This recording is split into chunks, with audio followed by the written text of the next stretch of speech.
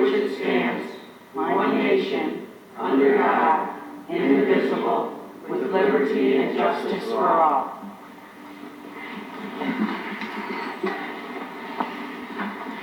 Okay. Item 3, can I have a motion for the acceptance of the agenda? Mr. Chair, I'd like to make a motion to accept the agenda. Support. Okay, I have a motion by Councilwoman Cross, supported by Councilwoman Witten. Is there any discussion? If not, all those in favor say yes. Yes. All opposed say no. Motion carries. This takes us to the regular part of the agenda, and this is the only item we have tonight, which is a motion to approve the second reading of ordinance to prohibit recreational marijuana establishments in all geographic areas of the city of Taylor. Motion. Support. I have a motion by Councilwoman Cross, supported by Councilman Bazura. Is there any discussion? Mr. Chairman, Councilman Remick. I wonder if we got Mr. Greco come up and explain some things. Right. Sure. Couple of questions for him.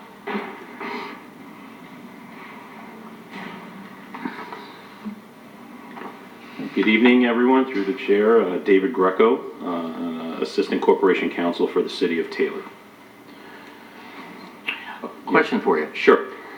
Just so we can let everybody know what's kind of going on with this, if you can kind of give us an explanation of the importance, if we didn't opt out, and the importance of opting in. Can you explain any of the effects that either one could have, especially if we don't do it, but we can still go back and do it, and kind of give us some explanations and go from there? Sure, absolutely, Councilman. What has been presented to the council for consideration is an ordinance to opt out of the recreational marijuana law, or allowing those types of establishments in the city of Taylor. Now, the city of Taylor has already passed a licensing ordinance with regard to medical marijuana and moving toward establishing zoning and the rules with respect to the medical marijuana facilities. This recreational marijuana act was passed a couple of years after the other one, allowing adult use of marijuana. Now, what is unique about this particular ordinance as opposed to the medical marijuana statute, is that originally the medical marijuana state statute provided for cities to either opt in if they wanted medical marijuana facilities in their communities. The way this state statute was presented, and is the law of the land, is that municipalities have to affirmatively opt out if they want to limit or not have recreational marijuana facilities in their municipality. So that's an affirmative act to deal with it, which is I think a little unique with respect to most statutes, because most of them enable the municipalities to do what they want to do, to get involved, not to do something to stay not involved. Mr. Greco, real quick, that is by November 1st, correct? Yes, I mean, there's the time deadline that everyone is talking about is making sure before the rules, the state rules governing the statute take effect, to get these opt-outs in by November 1st. So that is, I believe, why there was a special meeting scheduled for this time. Because as of this time, as far as I'm aware, there hasn't been a recreational marijuana ordinance that's been presented to the council for consideration.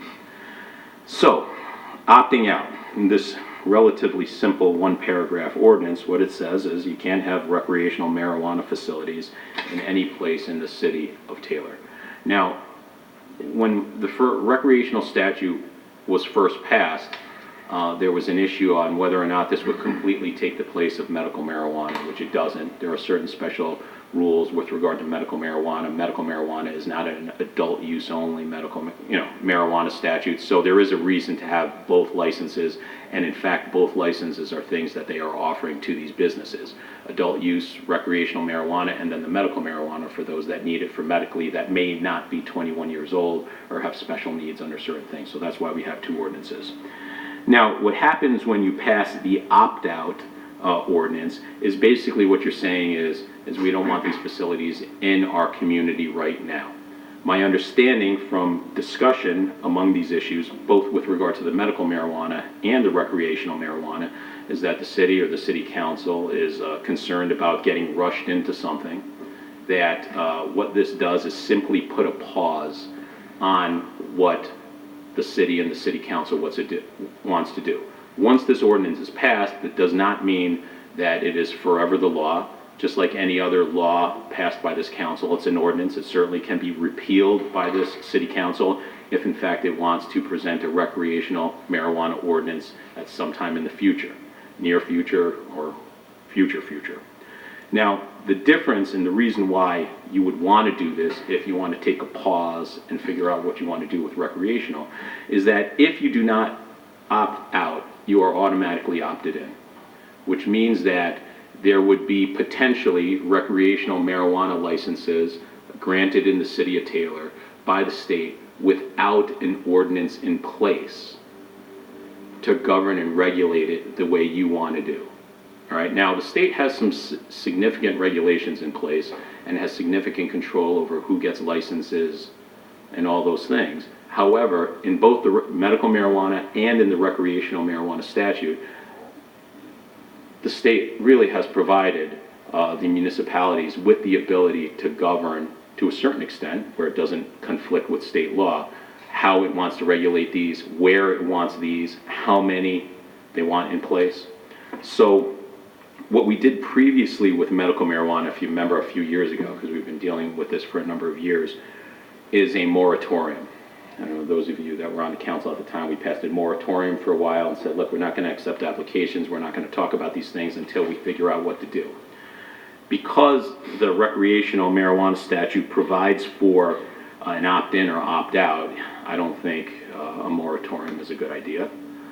If you want to put the brakes on this while you study it further and consider what the ramifications for recreational are in the community, the way to go would be to pass an ordinance opting out for now, to then decide what you want to do later. Real quick, Dave, just want to explain real quick, we're allowing 2 medicinal facilities, dispensaries, so to speak, with the medical. We're allowing, I think, 3 or 4 grow facilities, I can't remember offhand. 3. We're allowing 1 transportation company and 1 testing facility. That's under the medicinal stuff. Correct. So it is coming to this community, it's just not here yet. We're in the final stages of an ordinance, but I just want to explain to everybody that we're not allowing. Now, as far as the recreational, people can still smoke it, people can still grow it, people can still possess it. This only has to do with businesses or micro businesses opening up in the city of Taylor, correct? Correct. Okay. The use of marijuana by individuals is governed by the Michigan Medical Marijuana Act, which you're allowed to possess. Okay, Councilwoman Crowe. Circumstances. So I just want to clarify that the consequences of not opting out before November 1st, it means that after November 1st, we could not put an ordinance in place. We would have, let's say, is that correct? Like, let's say we want to limit, we want to say that there should be no mobile business sales, meaning like a food truck type of operation, because, then we have safety issues, traffic issues that we don't want. We just want, stationary businesses in certain areas. But if we don't opt out before November 1st, are you saying we can't regulate in that sense? We would just be... You would be able to regulate and pass an ordinance. However, if you don't opt out by November 1, you are definitely opening the municipality up to potentially dealing with issues that it does not want to deal with, like a certain number of facilities, however you want to regulate it. I mean, if this ordinance, as counsel for the city, I'm telling you, if you want to opt out and put the brakes out, you got to do it by November 1. If specifically we didn't do it by that day, would there be a way to potentially fix this? Maybe, but I would not advise it at all. Okay. Councilman Johnson. So, going back to the medical marijuana, this has been going on with us for about 3.5 years roughly. I would think so. We toured the place, we went to places, we've talked about it, and finally we're at the end stages to make sure it's right for our city. Correct. We had a guy in here, the mayor, used to be the mayor of what, Lansing? Lansing. said that they had 90 at one time, I believe.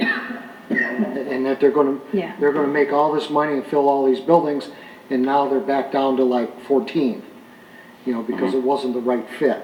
Right. So that's why we took so long to go through the medical marijuana. I know this passed last November, because I voted for it. That's not the reason it passed, maybe by one, but we have to look at this carefully. So if we don't do this now, Mr. Bezura was saying, potentially every other business, let's say Ecorse Road, could be recreational marijuana for sale, all the way up and down Ecorse Road. Do we want that? That's what the potential, correct? Correct. The potential is for recreational licenses to be issued and to have facilities in this municipality without it being regulated the way the municipality wants it.